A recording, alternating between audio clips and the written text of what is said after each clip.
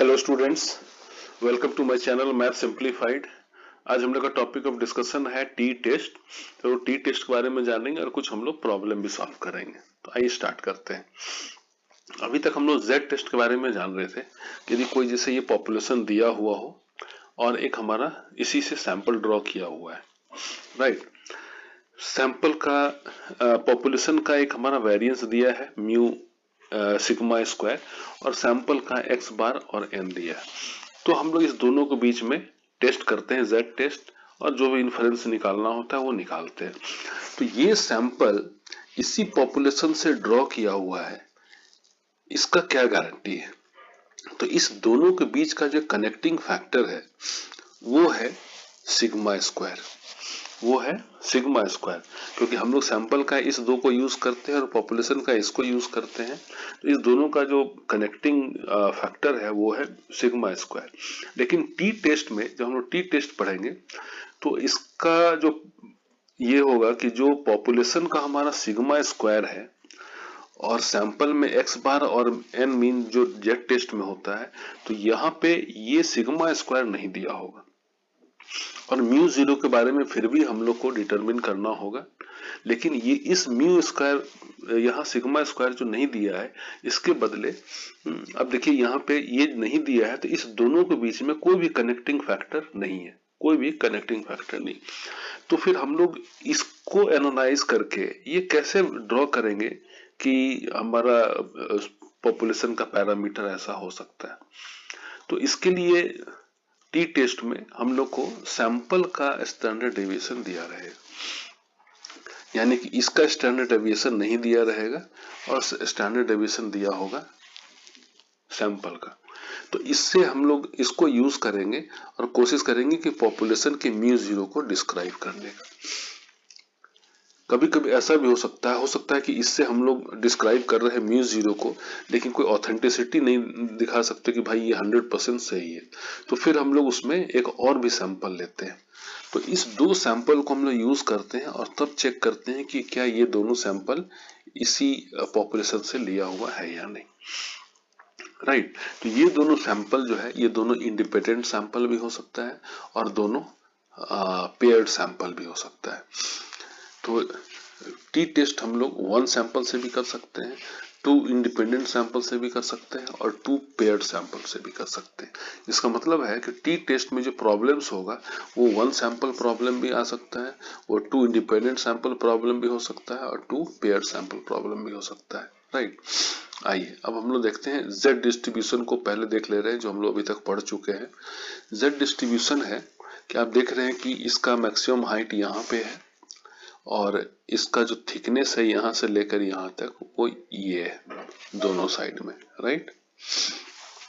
लेकिन जो T distribution है वो थोड़ा डिफरेंट होता है, इसे उसका जो टॉप है वो थोड़ा सा डाउन रहता है और ये जो हमारा टेल है इसका हाइट थोड़ा ज्यादा होता है। अब ये देखिए टॉप यहाँ से यहाँ नीचे आ गया और ये पहले इसका यही टेल का ये हाइट था, अब ये थोड़ा ज्यादा हो गया, राइट। बस ये चीज आपको याद रखना है।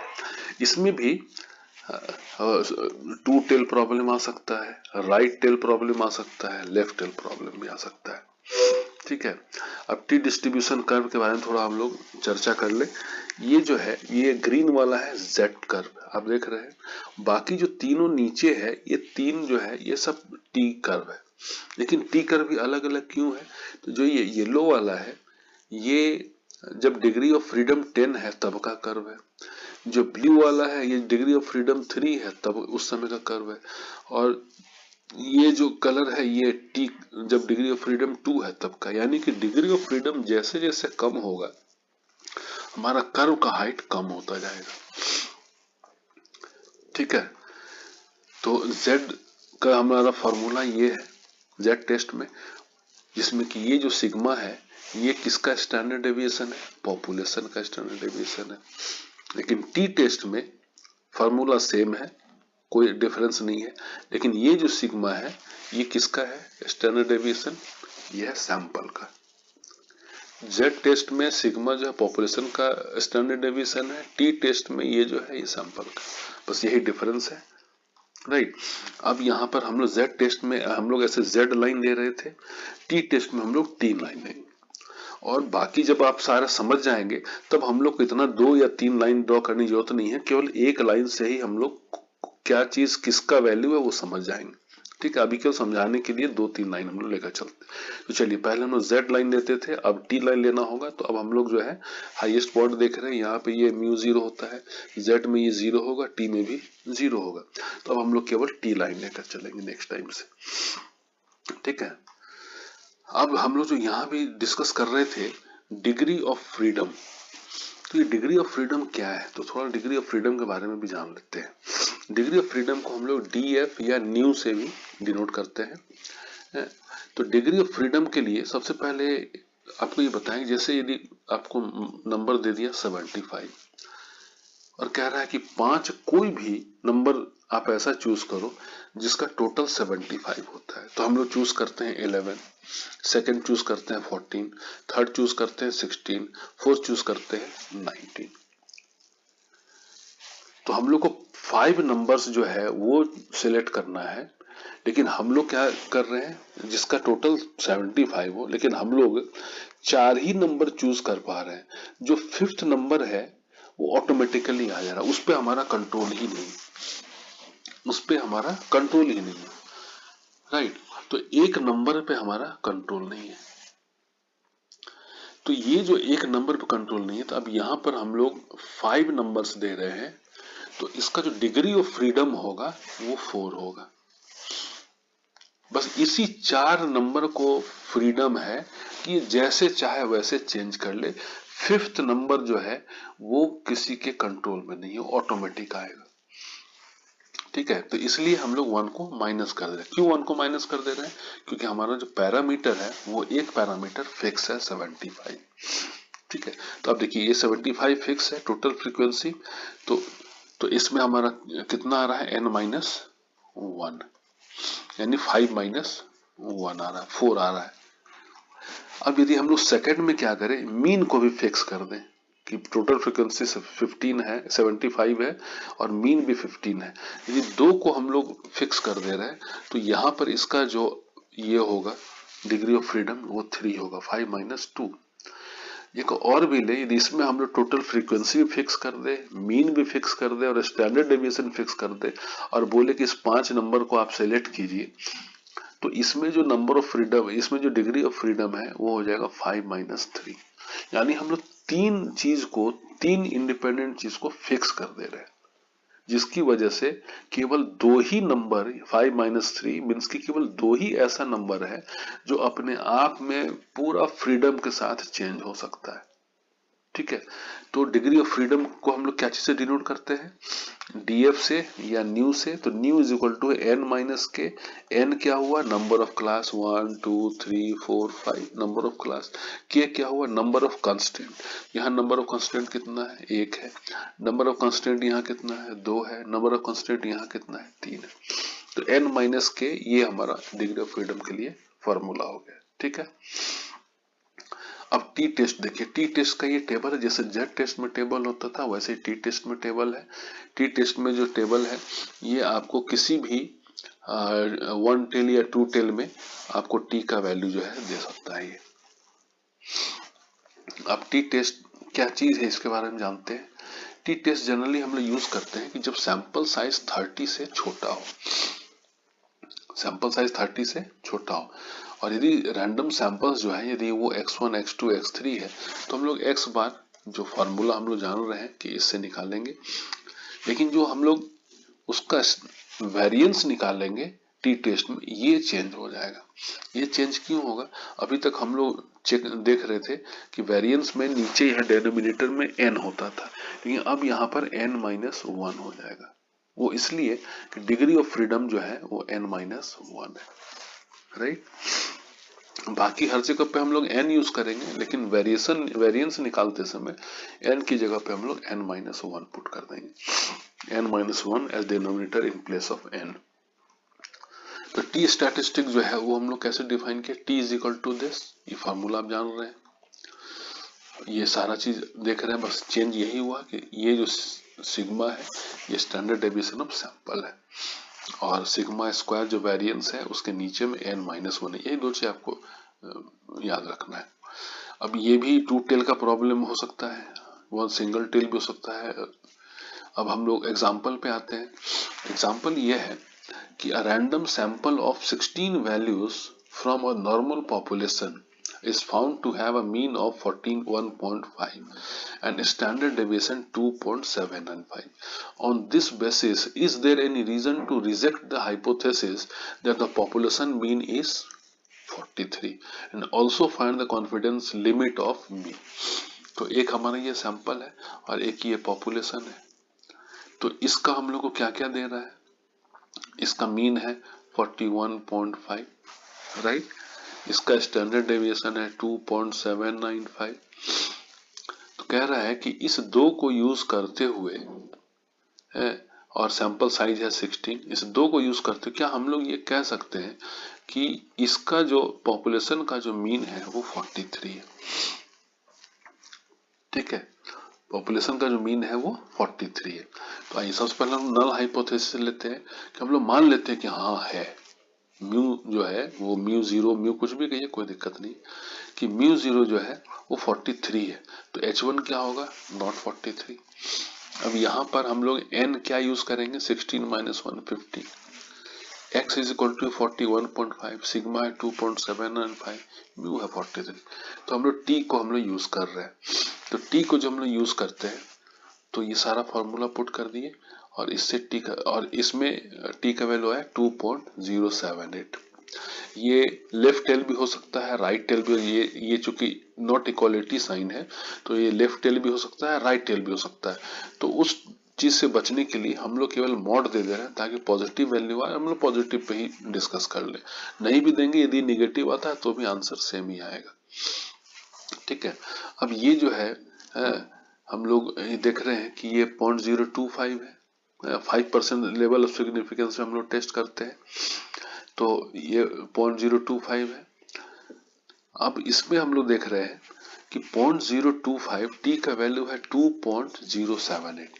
अब हम लोग टी टेबल निकालेंगे और 15 डिग्री ऑफ फ्रीडम देखेंगे कि 15 डिग्री ऑफ फ्रीडम में 0.05 सिग्निफिकेंस लेवल पे टी का वैल्यू क्या है। तो टी का वैल्यू आ रहा है 2.131। अब हम लोग यहाँ पे टी लाइन ड्रॉ करेंगे तो इसके नीचे जो है वो हमारा हो गया 2.131, ये टी टेबल से। और इससे अब हम लोग चेक करेंगे कि 2.131 जो है और जो हमारा 2.078 आया है वो तो डेफिनेटली यहाँ पे आया होगा 2.078। 2.078 यहाँ आया और ये 2.131 यहाँ आया। तो इसका मतलब है कि इसका करस्पॉन्डिंग पॉइंट यहाँ आ रहा है। तो इसका जो पी वैल्यू है डेफिनेटली ज्यादा है इस वैल्यू से, ये डेफिनेटली ज्यादा है इस वैल्यू से। तो अब हम लोग इसको टेस्ट करेंगे किस चीज पे, सॉरी यहाँ टेस्ट करेंगे कि जो 0.5 पे जो p वैल्यू है वो ज्यादा आ रहा है, यानी कि ये वाला marginally significant. It means we do not have any reason to reject H0 means null hypothesis, यानी कि हम लोग null hypothesis को रिजेक्ट नहीं कर सकते हैं, उसको एक्सेप्ट ही करना होगा। और एक्सेप्ट यदि करना होगा तो μ0 इज इक्वल टू 43, यानी कि ये सही आंसर है। ठीक है, अब है कि हम लोग कंट्रोल लिमिट कैसे निकालेंगे। तो कंट्रोल लिमिट मीन्स कि इस पॉइंट पे और इस पॉइंट पे, जैसे ये यहाँ म्यू है 41.5, तो इसका x का वैल्यू यहाँ पे कितना होगा और यहाँ पे कितना होगा ये निकालना है। तो यहाँ पे 2.131 है t का वैल्यू, तो t का वैल्यू ये है।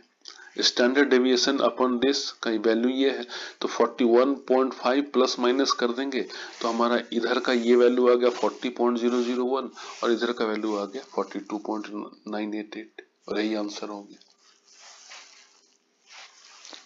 ठीक है, आइए अब नेक्स्ट क्वेश्चन करते हैं। 10 individuals are chosen at random from the population and their heights are found to be inches. ये 10 लोगों का जो है सो हाइट दिया हुआ है। Discuss the suggestion that the mean height in the universe is 65 inches given that for 9 degree of freedom the value of students T at 0.05 is 2.262। तो अब देखिए हम लोग के पास क्या है ये जो यूनिवर्स एस 0.65 है इसी पे टेस्ट करना है, यानी कि म्यू इज इक्वल टू हम लोग कर दिए 65 इंचेस। म्यू जीरो कुछ भी लेंगे कोई दिक्कत नहीं, ठीक है। ये तो हमारा H1 जो है ये हो गया mu is not equal to 65 inches, ठीक है। अब यहाँ डिग्री ऑफ फ्रीडम क्या है, तो टोटल सैंपल में कितना आइटम्स है 10 है, तो डिग्री ऑफ फ्रीडम हो जाएगा 9 -1 कर देंगे, ठीक है। तो इससे जो हमारा x बार है उसका वैल्यू आ गया, वो आ गया 67 x बार। अब x बार इज 67, n आपको मालूम है, और उसके बाद जो है सो हम लोग सिग्मा स्क्वायर का वैल्यू जो है ये निकाल लेते हैं। तो ये आ गया √88/9, इससे आ गया 3.13, ठीक है। यानी कि सिग्मा का वैल्यू जो है ये, और सिग्मा इज इक्वल टू, तो सिग्मा इज इक्वल टू आ गया 3.13। जब इतना सारा चीज आ गया तो हम लोग टी का वैल्यू तो बहुत आसानी से निकाल सकते हैं, सारा वैल्यू दिया हुआ है, और इससे आ गया टी इज इक्वल टू 2.02, ठीक है।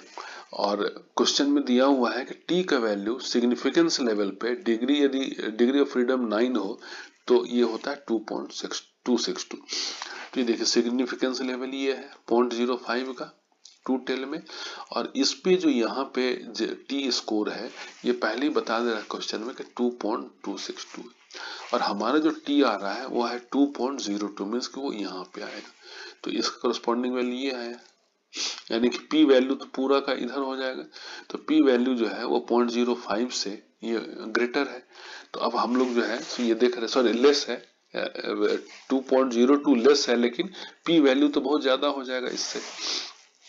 अब यदि पी वैल्यू 0.5 से ज्यादा हो रहा है, पी वैल्यू 0.5 से, तो ये वाला आ गया मार्जिनली सिग्निफिकेंट।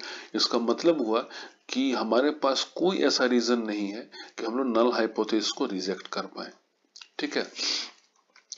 देयरफॉर यदि हम लोग नल हाइपोथेसिस को रिजेक्ट नहीं कर पा रहे हैं, मींस कि नल हाइपोथेसिस इज एक्सेप्टेड, और इससे हम लोग कह सकते हैं कि पूरे यूनिवर्स का जो हाइट है उसका मीन 65 इंचेस है, ठीक है।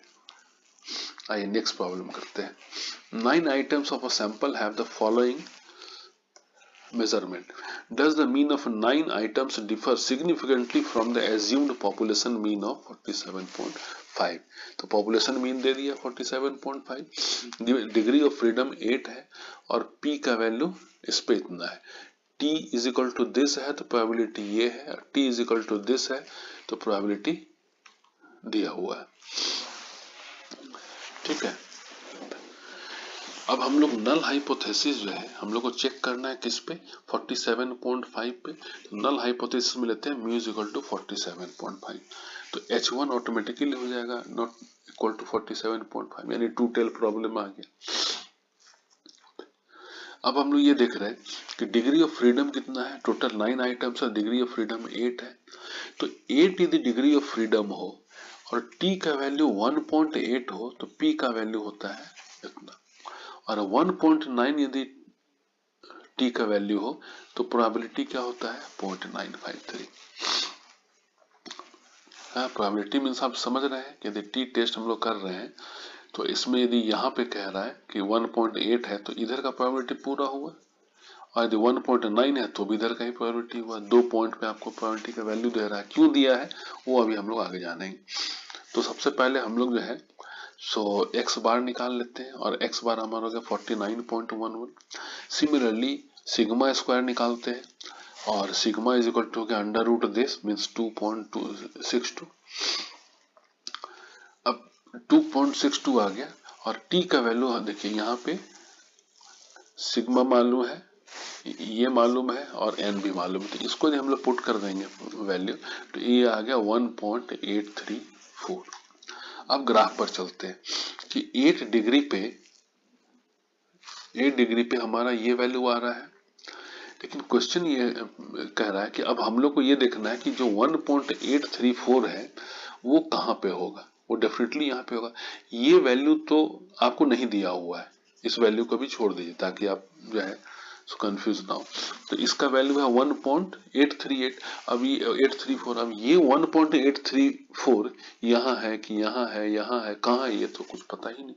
यदि इसका वैल्यू दिया होता टी का तो हम लोग कोरिलेट कर सकते थे, लेकिन वो तो वैल्यू दिया नहीं है, तो हम लोग कैसे करेंगे।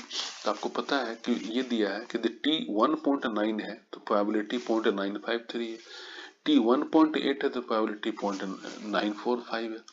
यानी कि इसमें इसको माइनस कर दीजिए तो टी यदि 0.1 का डिफरेंस हो टी में तो प्रोबेबिलिटी में कितने का डिफरेंस होता है, 0.08।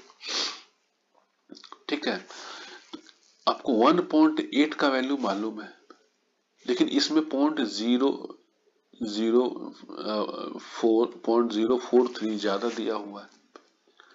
0.1 का डिफरेंस पे हम लोग को मालूम है कि 0.008 होता है, तो इससे हम लोग यूनिटरी मेथड यदि यूज करेंगे तो इसके लिए हम लोग 0.043, इसके लिए जो p का डिफरेंस है वो निकल जाएगा। और इसमें यदि 1.8 वाले में ऐड कर देंगे इस वैल्यू को 1.8 वाले में, मीन्स की इसमें, तो हमारा वैल्यू आ गया।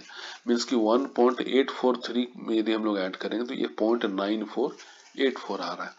यानी कि यदि ये वैल्यू 1.834 मान लीजिए कि ये यहाँ पे है, तो इसका करस्पॉन्डिंग पॉइंट ये हुआ x पे, इसको ड्रॉ कर दिए, तो जो प्रोबेबिलिटी आ रहा है इस पे ये है 0.9484, मीन्स कि ये पूरा का जो प्रोबेबिलिटी है ये आ रहा है 0.9484। यानी कि इस साइड का जो प्रोबेबिलिटी आएगा वो 1 में माइनस कर देंगे तो कितना आएगा, 0.051। अब ये है ये जो है 0.5 है और ये स्लाइटली 0.051 इससे 0.001 ग्रेटर है। तो जो हमारा ये है कि p वैल्यू यदि 0.05 से थोड़ा सा भी बड़ा होता है तो फिर मार्जिनली सिग्निफिकेंट हो गया। It means we have no reason to reject null hypothesis, means we must accept null hypothesis. तो हम लोग नल हाइपोथेसिस को एक्सेप्ट कर रहे हैं और इसका मतलब हुआ कि the mean of 9 items differ significantly from assumed population means. ठीक है, थैंक यू वेरी मच।